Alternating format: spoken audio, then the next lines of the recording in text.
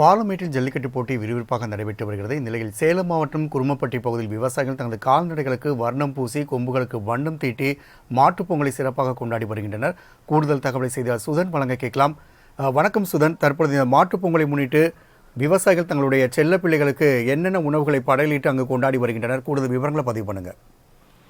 வணக்கம் ராம்குமார். தமிழர்களின் பாரம்பரிய பண்டிகையான பொங்கல் திருவிழா தமிழகம் முழுவதும் வழக்கமான உற்சாகத்துடன் கொண்டாடப்பட்டு வருகிறது. தை முதல் நாளான நேற்று சூரியனுக்கு நன்றி செலுத்தும் வகையில் அனைவரும் தங்கள் வீட்டின் முன்பு புதுப்பானையில் பொங்கல் இட்டு அதனை சூரியன் பகவானுக்கு படையலிட்டு வணங்கினர்.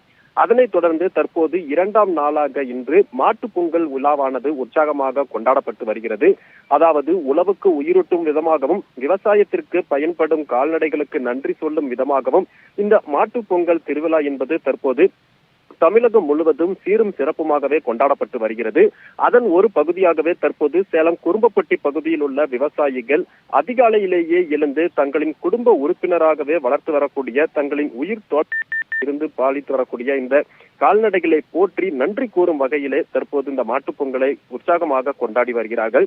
தற்போது நாம் இருக்கக்கூடிய இந்த பகுதியில் அதிகாலையிலேயே எழுந்த விவசாயிகள் தங்களது குடும்பத்தில் இருக்கக்கூடிய அனைத்து உறுப்பினர்களும் அந்த மாட்டு தொழுவத்தை சுத்தம் செய்து மாடுகளை குளிப்பாட்டி பின்னர் மாடுகளின் கொம்புகளை சீவி விட்டு அதற்கு வண்ணங்கள் பூசி கூரான கொம்பில் குஞ்சம் மற்றும் அந்த சலங்கைகளை கட்டிவிட்டு அழகு சேர்த்திருக்கின்றனர். அதன் பிறகு அந்த மாடுகளை அணிவகுத்து அதன் முன்பாக பொங்கலிட்டு தற்போது அதனை படையலிட்டு வழிபட்டு வருகிறார்கள். அதனைத் தொடர்ந்து தற்போது வைத்திருக்கக்கூடிய இந்த பொங்கல் மற்றும் இங்கு பூஜைக்கு வைத்திருக்கக்கூடிய கரும்பு, வாழைப்பழம் உள்ளிட்டவற்றை தற்போது தங்களது செல்ல பிள்ளைகளாகவே பாவித்து குடும்ப உறுப்பினர்களாகவே வளர்த்து வரக்கூடிய அந்த கால்நடைகளுக்கு அதனை ஊட்டி இந்த பொங்கல் பண்டிகையை அவர்கள் மிகுந்த மன உற்சாகத்தோடு கொண்டாடி வருகிறார்கள். ராம்குமார்.